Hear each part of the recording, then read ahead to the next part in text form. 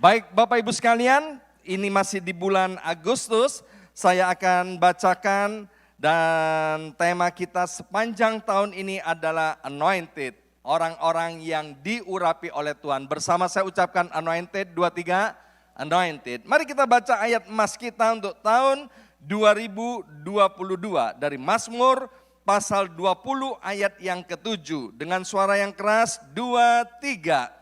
Sekarang aku tahu, kurang keras 2, 3.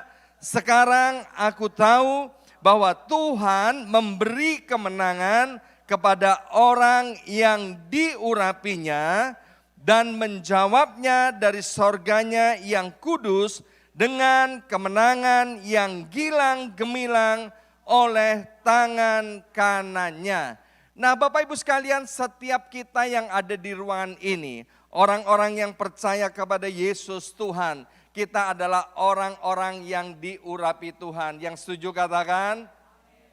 Maka itu Alkitab berkata, karena kita orang-orang yang telah diurapi Tuhan, maka kita akan mengalami kemenangan yang gilang gemilang, kemenangan yang besar, kemenangan yang indah, bukan karena kuat dan gagah kita. Tapi Alkitab dengan jelas berkata, oleh karena tangan Tuhanlah yang membuat kita mengalami kemenangan gilang gemilang. Alkitab berkata, terjadilah seperti yang engkau percayai dan terjadilah seperti yang engkau imani. Ada berapa banyak kita yang mengimani ayat ini terjadi dalam hidup kita? Kuasa Tuhan tidak bisa dibatasi oleh krisis ekonomi.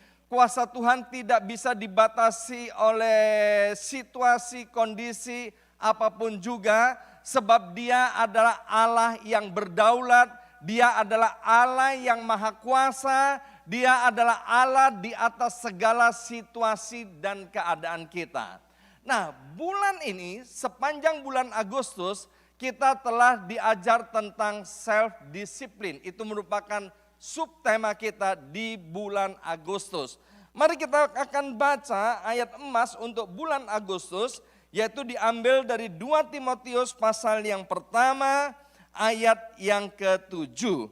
Mari kita baca bersama-sama dengan suara yang keras ayat ini. 2, 3.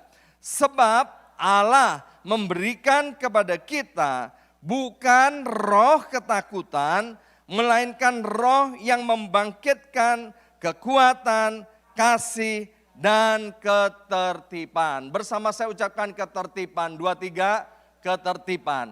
Ini merupakan surat Rasul Paulus kepada anak rohaninya yang bernama Timotius. Di mana Timotius waktu ditulisi surat oleh Rasul Paulus ini, Timotius dalam keadaan down. Ya, dia dalam keadaan burn out, dia dalam keadaan kecewa, bahkan dia mau mundur dari pelayanan. Mungkin hari-hari ini setiap kita yang ada di tempat ini maupun yang ada di ruang channel, mungkin di YouTube channel kita, mungkin kita sedang dalam keadaan burn out, dalam keadaan down, dalam keadaan kecewa, bahkan dalam keadaan mau mundur dari Tuhan. Percayalah, keberadaan kita hari ini bukan satu kebetulan. Amin. Rasul Paulus berkata kepada Timotius, hai Timotius, ingat bahwa Roh Allah, Roh Kudus itu telah dianugerahkan kepada kamu, dan salah satunya Roh Kudus itu memberikan kepada kita, yaitu roh ketertiban. Nah, kata ketertiban yang akan menjadi fokus kita pada hari ini, di dalam bahasa Yunaninya, ingat Alkitab kita di dalam Perjanjian Baru, ditulis di dalam bahasa Gerika atau Yunani. Kata ketertiban ditulis dengan kata sopronismos, ya, sopronismos. Dari berbagai macam terjemahan, sopronismos ini adalah sama dengan ketertiban, disiplin diri, penguasaan diri, menahan diri, memerintahkan diri, pikiran sehat, akal sehat, self-discipline, self-control, dan sound mind. Ya, tidak ada ketertiban tanpa disiplin diri. Untuk supaya kita bisa hidup tertib, itu diperlukan penguasaan diri, perlu menahan diri. Dan untuk supaya kita bisa tertib, kita butuh pikiran yang sehat atau akal yang sehat. Ya, ingat bahwa dengan pikiran yang sehat akan lahir perbuatan yang sehat. Pikiran adalah ibu dari segala macam perbuatan. Sekali lagi, pikiran adalah ibu dari segala macam perbuatan. Kalau pikirannya sehat, perbuatannya sehat. Kalau pikirannya tidak sehat, maka perbuatannya tidak sehat. Kalau pikirannya kudus, maka perbuatannya kudus. Kalau pikirannya tercemar, maka perbuatannya cemar. Maka itu Sophronismos mengatakan, agar supaya kita disiplin, agar kita bisa menguasai diri, agar hidup kita bisa tertib, maka yang pertama-tama kita harus memiliki pikiran yang sehat. Ya, pikiran yang sehat itu apa? Pikiran yang sehat itu adalah pikiran Kristus. Nanti Bapak Ibu sekalian bisa baca di rumah, yaitu terdapat di dalam kitab Filipi pasal yang keempat ayat yang ke-8. Pikiran kita jangan berdasarkan asumsi. Saya dulu pernah kerja di perusahaan asuransi American International Group, ya. Dan salah satu bidang yang saya geluti selain asuransi adalah investasi.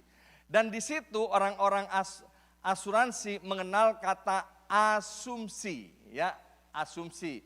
Kalau naruh uang 1 juta, maka dalam 5 tahun kalau semuanya berjalan lancar, maka uang 1 juta itu akan bisa menjadi 30 juta.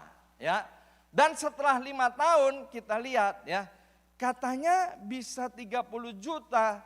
Tapi kok ternyata setelah 5 tahun uang saya kok cuman jadi 2,5 juta. Maka agen asuransi bilang begini, ya itu yang dikatakan asumsi, ya kan? Jadi asumsi kebenarannya itu tidak sampai 5%. Maka itu dilarang keras pikiran kita didasarkan asumsi. Dan juga pikiran kita tidak boleh didasarkan kepada sugesti. Saya punya teman dokter di Jakarta. Beliau adalah salah satu tim kesehatan dari Presiden Republik Indonesia. Ya. Nah, satu kali saya ngobrol sama dokter ini, karena akrab, saya cerita sama dokter ini, dokter, saya ini kalau pulang ke Indonesia, maka saya sekeluarga itu udah pesen sama anak saya di Indonesia, nanti waktu di airport, tolong dibawakan tahu goreng, ya. Tolong kamu beli tahu, jangan beli tahu di pinggir jalan, tapi beli tahu dan tolong digoreng, ya. Anak saya tanya waktu pertama kali saya pulang Indonesia, untuk apa Pak? Udahlah nanti tak ceritain, ya. Maka anak saya membawa tahu, Bapak Ibu sekalian. Dan sampai keluar dari airport, naik ke mobil, maka makanan pertama saya adalah tahu, ya kan. Saya bilang kalau makan tahu, maka perut ini akan jadi sakti. Mau makan rujak, mau makan kupang, mau makan padang, mau makan apa aja, pasti nggak sakit perut. Dan itu benar-benar jadi kenyataan. Dan berapa kali saya pulang ke Indonesia, kami sekeluarga nggak pernah sakit perut, ya. Dan kemudian beberapa jemaat mencobanya dan saya cerita sama dokter ini. Dokter, begini. Dokternya bilang gini, sugesti katanya, ya. Jadi pikiran kita jangan berdasarkan sugesti. Tapi biarlah kita mendasarkan pikiran kita dengan pikiran Kristus. Kalau kita mendasarkannya dengan pikiran Kristus, percayalah Bapak Ibu sekalian, kita tahun ini akan mengalami yang namanya kemenangan yang gilang gemilang. Dan saya sudah sampaikan bahwa hal yang kedua dalam disiplin diri itu harus dilakukan secara konsisten dan seumur hidup. Nggak boleh kita tertib hari ini kemudian besok tidak tertib. Atau sebulan ini tertib kemudian nanti ada waktu-waktu yang tidak tertib. Hari ini kita disiplin diri, nanti kapan-kapan kita tidak disiplin diri. Ini tidak boleh terjadi. Kita harus disiplin diri itu dengan komitmen dan konsisten serta seumur hidup. Kalau nggak boleh buang sampah sembarangan, ya kan? Jangan buka jendela mobil kemudian buang sampah sembarangan. Itu namanya tidak tertib dan tidak disiplin. Kalau kita tertib hari ini, jangan nanti kalau malam-malam nggak ada polisi, nggak ada mobil, nggak ada orang yang lihat, kemudian puter jendela dan kemudian buang kulit sampah keluar. Itu nggak boleh. Kita harus tertib, harus disiplin diri seumur hidup. Saya sudah sampaikan beberapa hal. Yang pertama, yaitu kita harus disiplin dalam beribadah. Mengapa kita harus disiplin dalam beribadah? Alkitab berkata begini, ketika kita disiplin dalam beribadah, ibadah itu berguna dalam segala hal. Dan di dalam kitab Yesaya dikatakan bahwa ketika kita mendisiplinkan diri Bapak Ibu sekalian dalam ibadah, kita akan menjadi orang-orang yang terhormat. Alkitab berkata, kita akan terhormat di seluruh bumi. Mengapa ketika kita disiplin itu menjadi orang-orang yang terhormat? Karena ketika kita disiplin untuk beribadah, kita mengalami perjumpaan dengan Tuhan. Dan ketika kita mengalami perjumpaan dengan Tuhan, kita mendengarkan firman Tuhan. Dan kemudian kita mempraktekannya. Maka Rasul Paulus berkata kita dapat mempersembahkan tubuh kita sebagai persembahan yang hidup, persembahan yang berkenan di hadapan Tuhan. Maka itu kita lihat bagaimana Daud, dia menjadi raja yang terbesar, raja yang terhebat di Israel. Mengapa? Karena dia kesukaannya adalah beribadah. Mazmur 122 ayat yang pertama, aku senang ketika dikatakan orang, mari kita pergi ke rumah Tuhan. Hari ini tadi pagi teman saya seorang gembala di Medan, dia kirimkan satu kalimat yang lucu banget. Dia bilang begini, Pak, ya kan, hari gini ya banyak jemaat yang kalau untuk acara-acara di luar rohani dibisa-bisakan katanya. Dibisa-bisakan. Tapi kalau untuk acara rohani gak bisakan ya. Ini orang Medan, kok bisa dia ngomong begitu ya. Kalau orang Surabaya saya ngerti, tapi ini orang Medan. Dia bilang, wah Pak sekarang ini ya kalau untuk keperluan yang gak rohani, jemaat itu bisa membisa-bisakan ya kan. Tapi kalau untuk urusan rohani, dia bisa nggak bisa-bisakan katanya. Agak susah menerjemahkannya ya. Tapi Bapak Ibu sekalian, mari Bapak Ibu sekalian kita mendisiplinkan diri sendiri untuk beribadah.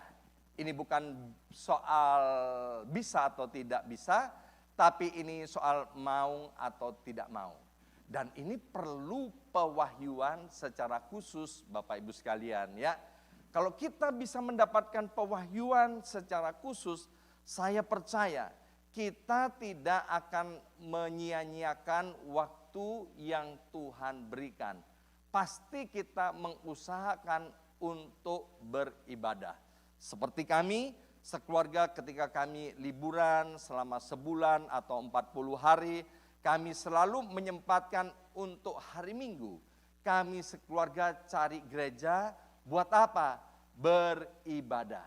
Ketika kita beribadah, yang untung bukan siapa-siapa, tapi yang untung adalah kita-kita yang melakukan firman Tuhan itu. Dan kemudian saya sudah sampaikan pentingnya untuk kita disiplin hidup kudus. Alkitab berkata tanpa kekudusan kita tidak bisa melihat Tuhan. Mengapa kita harus disiplin hidup kudus? Karena Allah Bapa kita, Dia adalah Allah yang Maha Kudus. Maka itu anak-anaknya juga harus hidup kudus. Dan yang terakhir saya sudah sampaikan, yaitu pentingnya kita mendisiplin diri sendiri untuk menabur. Bersama saya ucapkan menabur. 2, 3, menabur. Hari ini saya nggak akan bicara soal menabur uang. Di dalam Kejadian pasal yang ke-26, itu ada kisah seorang yang bernama Ishak. Pada zaman Ishak terjadi kelaparan dan Alkitab berkata, kelaparan yang terjadi pada hari itu bukanlah untuk yang pertama kalinya. Jadi zaman bapaknya Abraham juga pernah terjadi yang namanya krisis. Maka kemudian Ishak bermaksud pergi ke Mesir, minta pertolongan ke Mesir. Tetapi dalam perjalanan dari tanah Kanaan menuju Mesir, ketika masih di tanah Kanaan di daerah yang bernama Gerar, yang sedang kering kerontang, Tuhan bilang begini kepada Ishak, Ishak, kamu berhenti di sini, jangan pergi ke Mesir, ya.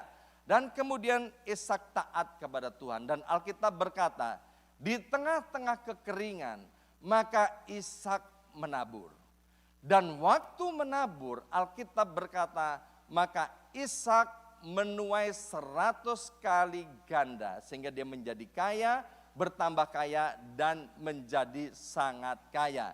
Nah, yang saya mau sampaikan kepada Bapak Ibu sekalian, mungkin hari ini kita sedang krisis dalam hubungan suami istri, orang tua anak.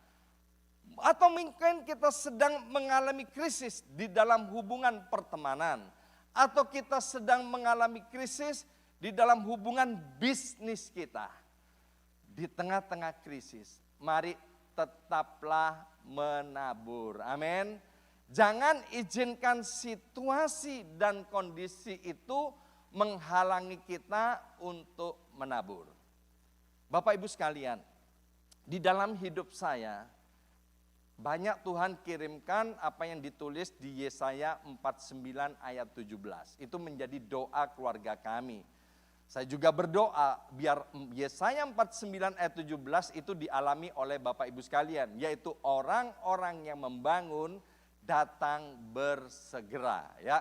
Tapi orang-orang jahat, orang-orang kurang ajar, orang-orang yang mau merusak dan merombak, biarlah mereka pergi dengan sendirinya, kata Yesaya 49 ayat 17, meskipun tidak ada yang mengusirnya. Maka maksudnya begini Bapak Ibu sekalian, ketika ada orang-orang kurang ajar datang ke hidup kita, orang-orang tidak sopan, tidak ngerti rasa hormat, bahkan kita difitnah kiri kanan, Bapak Ibu sekalian tetap taburlah yang baik. Amin. Waktu kita menabur yang baik Bapak Ibu sekalian, yang untung bukan siapa-siapa. Yang untung adalah ketika kita menabur. Amin. Kepada orang-orang yang tidak sopan, tidak ngerti rasa hormat, tidak ngerti cara menghormati orang. Bapak Ibu sekalian, saya terus berlaku santun kepada orang-orang yang demikian. Kepada orang-orang yang memfitnah, kepada orang-orang yang menjelek-jelekan, saya nggak pernah mau membela diri. Amin. Sebab pembelaan itu adalah haknya Tuhan, bukan haknya kita. Kita punya kewajiban Bapak Ibu sekalian, yaitu melakukan yang baik. Yesus sendiri berkata, barang siapa murah hati, dia akan beroleh kemurahan. Maka itu Bapak Ibu sekalian, di tengah-tengah krisis tahun 2022 ini, di tengah-tengah inflasi, terus kita tabur. Tabur, tabur, tabur. Tabur yang baik, tabur yang baik, tabur yang baik. Karena Alkitab berkata jangan sesat, Allah itu tidak bisa dipermainkan. Apa yang ditabur orang, itu yang akan dituai. Jadi yang beruntung, waktu kita menabur kemurahan, waktu kita menabur yang baik, yang untung adalah yang menabur. Alkitab berkata, petani yang berjerih lelah, dialah yang pertama-tama akan menikmati hasilnya. Dan hari ini saya mau sampaikan kepada Bapak Ibu sekalian tentang perlunya disiplin untuk melayani Tuhan. Mari kita lihat di dalam Yohanes pasal 12 ayat yang ke-26. Yohanes 12 ayat 26. Barang siapa melayani aku, ia harus mengikut aku, dan di mana aku berada, di situ pun pelayanku akan berada. Barang siapa melayani aku, ia akan dihormati oleh Bapa. Wow, ayat ini Bapak Ibu sekalian, kalau kita melayani Tuhan, yang akan memberikan penghormatan kepada kita adalah Bapa di sorga. Amin. Bapa di sorga, dia adalah Allah yang real. Dia adalah Allah yang hidup, Allah yang maha tahu, Allah yang maha kuasa, Allah yang maha hadir. Mungkin manusia tidak bisa memberikan penghormatan atas pelayanan kita. Jangan pikirin itu, Bapak Ibu sekalian, sebab yang kita layani adalah Tuhan. Ya, 14 tahun yang lalu waktu saya menghadap konsulat Amerika Serikat di kota Surabaya, dia tanya, kamu ke Amerika mau apa? Saya bilang, saya ke Amerika mau pelayanan. Kemudian mereka tanya, pelayanan itu apa? Oh ya benar juga, ya kan? Pelayanan itu apa? Nah, menurut Kamus Besar Bahasa Indonesia, pelayanan melakukan segala sesuatu untuk kepentingan orang lain. Sekali lagi, yang disebut pelayanan adalah melakukan sesuatu untuk kepentingan orang lain, bukan untuk kepentingan diri sendiri. Kemudian petugas konsulat tanya, melayani itu apa? Iya, saya mau melayani Tuhan. Iya, apa itu? Melayani Tuhan. Saya bilang, saya ke Amerika mau khotbah. Oh, kamu mau khotbah? Kamu ini siapa? Terus kamu ini mau khotbah apa? Siapa yang mau kamu khotbahin? Kamu itu mau khotbah pakai bahasa apa? Dan lain sebagainya. Akhirnya Bapak Ibu sekalian, ya sebagaimana saya sering kali saksikan dan kemudian saya dapat visa Amerika Serikat untuk melayani di Amerika Serikat. Melayani Tuhan artinya melakukan segala sesuatu untuk kepentingan Tuhan, untuk kepentingan sorga. Bapak Ibu tahu bahwa kalau kita boleh melayani Tuhan, itu adalah suatu anugerah. Sebab apa? Kita tidak berkata begini bahwa Yesus adalah Tuhan di atas segala Tuhan, Raja di atas segala Raja, tanpa kita menyadari. Tapi kita harus benar-benar mendapatkan pewahyuan, kita harus benar-benar mengerti bahwa Yesus itu lebih hebat dari presiden yang paling hebat di atas muka bumi. Bapak Ibu pernah kenal raja siapa yang paling hebat? Tuhan Yesus itu lebih hebat dari semua raja itu. Saya punya teman baik di Indonesia. Salah satunya ketua sinode sebuah gereja. Salah satunya juga seorang gembala sidang yang jemaatnya kurang lebih sekitar 10.000 orang. Ya, dua teman saya ini pernah ketemu Presiden Jokowi di kesempatan yang berbeda, dua orang ini. Ya, nah setelah ketemu dengan Presiden Jokowi beberapa tahun yang lalu, ya, maka profil picture-nya di WhatsApp group maupun di sosial media itu fotonya dia sama Presiden Jokowi. Udah bertahun-tahun dia nggak ganti-ganti. Kenapa? Dia bangga bisa foto sama Presiden Jokowi. Ya kan? Nah, ada berapa banyak kita bangga karena kita memiliki Tuhan yang lebih hebat daripada Presiden Jokowi.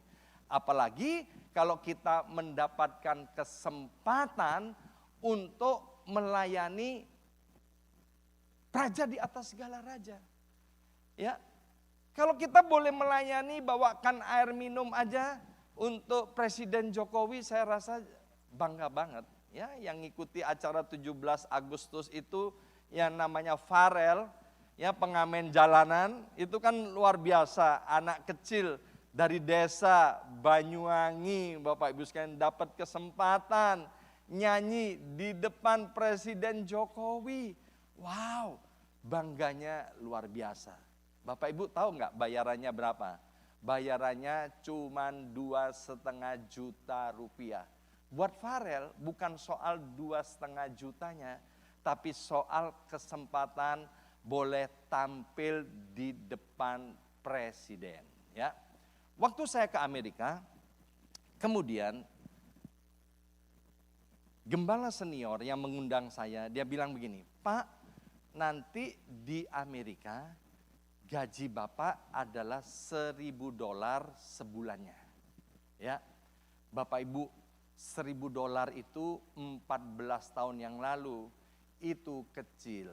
Jabatan saya waktu itu adalah agensi direktur dari American International Group. Ya, jadi gaji $1.000 itu kecil, Bapak Ibu sekalian. Saya bilang begini, Pak, saya ini melayani bukan karena gaji, bukan karena uang, karena saya tahu yang saya layani adalah raja di atas segala raja, Tuhan di atas segala Tuhan. Akhirnya saya berangkat dengan istri saya dan saya terima gaji $1.000, potong pajak $130, saya terima $870 sebulan. Saya kirim kepada anak-anak saya setiap bulannya $600. Jadi saya pegang uang $270 sebulan. Saya bayar persembahan persepuluhan $100. Jadi saya praktis pegang uang $170. Sebulan 4 kali kebaktian. Sekali kebaktian saya memberikan persembahan $20. Jadi 4 kali minggu $80, praktis setiap bulan saya pegang uang $90. Kemudian ditanya, ya kan, sama gembala senior, gimana? Keuangan cukup? Oh cukup Pak, cukup. Itu kan bisa cukup aja, ya kan? Tapi Bapak Ibu sekalian, pertama-tama saya melayani bulan-bulan pertama di New York ini langsung kempes, saudara. Ya, jadi terpaksa puasa, ya kan? Dan nggak apa-apa, karena saya melayani raja di atas segala raja. Mari kita lihat ayat Alkitab, Bapak Ibu sekalian. Ya, di dalam kitab Efesus pasal 6 ayat yang ke-8, kamu tahu bahwa setiap orang, baik hamba maupun orang merdeka, kalau ia telah berbuat sesuatu yang baik, ia akan menerima balasannya dari Tuhan. Alkitab dengan jelas berkata, kalau kita melakukan pelayanan, nanti yang balas itu siapa? Tuhan. Dan saya bilang, enggak ada masalah. Karena yang saya layani adalah Tuhan Allah yang maha hidup. Tuhan Allah yang maha besar. Satu kali Bapak Ibu sekalian, kami pergi belanja, jalan kaki, belum punya mobil dan lain sebagainya. Jalan kaki dari tempat saya tinggal ke supermarket. Kalau belanja ke supermarket, maka Ibu Yongki tidak pernah mau masuk ke supermarket. Dia kasih catatan dan kemudian saya yang masuk belanja. Kenapa? Sebab kalau Ibu Yongki ikut masuk, nanti belanjaannya bisa kelewatan, ya kan? Tapi kan ditulis nih, beli kecamba, beli kacang panjang, beli kubis, udah tahu, ya kan? Dan Ibu Yongki berdiri di depan supermarketnya, ya. Itu kami kerjakan dari waktu ke waktu. Satu kali pulang dari supermarket, Bapak Ibu kalau masih tahu di Kamlun itu, pada zaman itu 14 tahun yang lalu di depan supermarket itu ada ini Bapak Ibu sekalian, apa bebek panggang itu digantung-gantung begitu kan, bebek panggang di situ. Jalan kaki pulang ke rumah, Bu Yongki bilang gini, aduh bebek panggang itu enak ya katanya. Terus saya bilang, kamu kepengen ya, ayo beli. Enggak, aku cuman bilang enak. Enggak, kamu pasti kepengen, ayo beli yuk, beli $5 aja. Ya kan, yang penting kan udah tahu rasanya. Enggak, Aku nggak mau, ayo pulang saudara ya, nggak beli bebek panggang itu. Siang hari seorang anak muda datang ke tempat saya, seorang bujangan. Pastor, ini ada berkat untuk pastor. Kami buka, saudara, ternyata bebek 1 ekor, ya kan? Saya lihat apa emangnya ada mikrofonnya, ya kan, di baju, ya kan? Dan sore hari, ya kan, hari yang sama, seorang ibu datang dia ke tempat saya tinggal, ketok, ya kan?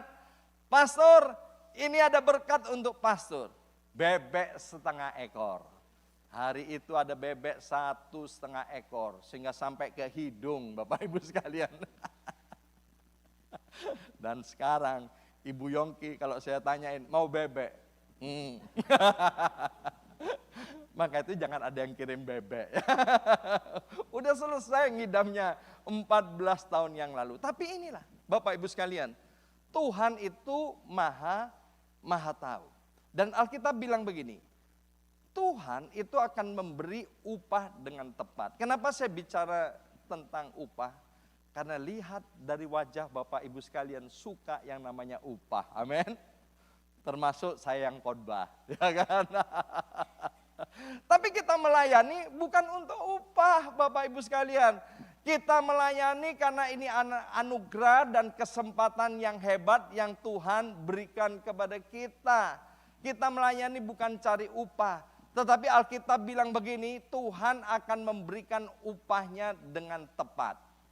Di dalam perjalanan hidup saya pernah punya bos Bapak Ibu sekalian. Bosnya itu pelitnya luar biasa. Kami kerja ya kan setiap bulan setelah bekerja ya dapat gaji Bapak Ibu sekalian. Meskipun bosnya pelit ya kan itu upah. Karena saya bekerja ya bulan itu dapat gaji. Kemudian saya pernah ikut bos yang murah hati Bapak Ibu sekalian, benar-benar generous. Setiap bulan setelah kerja dapat gaji enggak? Dapat gaji. Besarnya sama enggak? Sama dengan bos yang pelit, dengan bos yang generous, gajinya sama. Yang membuat beda begini, Saudara, karena bos ini generous, hari itu zamannya Walkman ya. Saya dibelikan Walkman. Saudara, saya masih ingat harganya waktu itu 175.000 rupiah. Merek Sony. Aduh, senang banget saudara. Dapat gajian, kemudian dapat Walkman. Ya kan? Itu di luar perjanjian. Ya, itu cuman yang namanya bonus. Maka itu nanti waktu doa persembahan kan kita selalu diajak. Ya kan? Kita akan mendapatkan bonus, kita akan mendapatkan hadiah, kejutan. Dan kemudian bos saya yang generous ini Bapak Ibu sekalian juga memberikan saya hadiah sepeda motor, ya kan? Dan juga karena saya setia bekerja di situ, bos saya ini juga memberikan hadiah sebuah mobil. Gajinya tetap saudara, tapi ada bonus. Itu bos yang generous. Tuhan kita, siapa Tuhan kita? Alkitab bilang begini, kalau Bapa di sorga tidak menyayangkan anaknya yang dikasihi, yang namanya Yesus Kristus Tuhan, diberikan kepada kita, masa Tuhan tidak memberikan segala sesuatunya bersama-sama dengan Kristus untuk kita. Amin. Maka itu Bapak Ibu sekalian, mari di tengah-tengah situasi hari ini, kalau ada di antara kita yang belum pelayanan, terlibatlah dalam pelayanan. Kita membutuhkan guru-guru sekolah minggu. Kita membutuhkan pemain musik, kita membutuhkan penyanyi, kita membutuhkan usher, kita juga membutuhkan pendoa syafaat. Apa saja yang bisa kita kerjakan untuk Tuhan, kerjakan. Bapak Ibu sekalian, Tuhan pasti memberikan upah dengan tepat kepada kita. Pelayanan saya pertama kali Bapak Ibu sekalian, karena saya dapat menangkap bahwa Tuhan itu luar biasa. Pertama kali saya melayani itu saya menggulung karpet di tempat persekutuan. Menggulung kabel-kabel begini Bapak Ibu sekalian. Karena saya nggak bisa apa-apa, nggak bisa main musik dan lain sebagainya. dan tidak ada yang menyuruh. Saya melakukannya dengan gembira dan sukacita dan sukarela. Ketika Tuhan memberkati saya dengan sebuah showroom mobil, Bapak Ibu sekalian, saya diangkat oleh Tuhan, saya terbeban untuk membuka gereja. Maka setelah selesai ibadah, kami pulang ke rumah dan sore hari saya bersama istri dan kedua anak saya datang kembali ke gereja. Untuk apa? Untuk nyapu, untuk ngepel, merapikan semua yang ada di gereja. Dan kami lakukan dengan gembira, dengan tulus hati. Kenapa? Karena yang kami layani adalah Raja di atas segala raja. Maka itu Bapak Ibu sekalian, Tuhan tidak pernah berhutang kepada kita. Mari kita lihat ayat yang terakhir, yaitu Kolose pasal 3 ayat 23 sampai dengan ayat yang ke-24. Apapun juga yang kamu perbuat, perbuatlah dengan segenap hatimu seperti untuk Tuhan dan bukan untuk manusia. Kamu tahu bahwa dari Tuhanlah kamu akan menerima bagian yang ditentukan bagimu sebagai upah. Kristus adalah Tuhan dan kamu hambanya. Ya. Jadi Bapak Ibu sekalian, melayani Tuhan itu adalah volunteer, sukarela. Tapi kita nggak boleh melayani Tuhan dengan sesukanya. Meskipun melayani Tuhan itu sukacita, sukarela. Tapi nggak boleh melayani Tuhan dengan sesukanya. Kalau suka aku melayani Tuhan, kalau nggak suka aku nggak melayani Tuhan. Ini berarti kita nggak kenal Tuhan yang kita layani. Alkitab dengan jelas kita ini adalah hambanya. Dan Yesus itu adalah tuannya. Saya suka nonton sepak bola Liga Inggris. Klub saya, favorit saya adalah Liverpool. Dan kabar baiknya kemarin Liverpool menang 9-0. Ya. Nah, Bapak Ibu sekalian, itu klub sepak bola Liga Inggris yang main kan cuma 11 orang. Ya kan? Setiap kesebelasan 11 orang. Tapi Bapak Ibu tahu nggak, itu satu tim pemain sepak bola itu rata-rata sekitar 40 orang.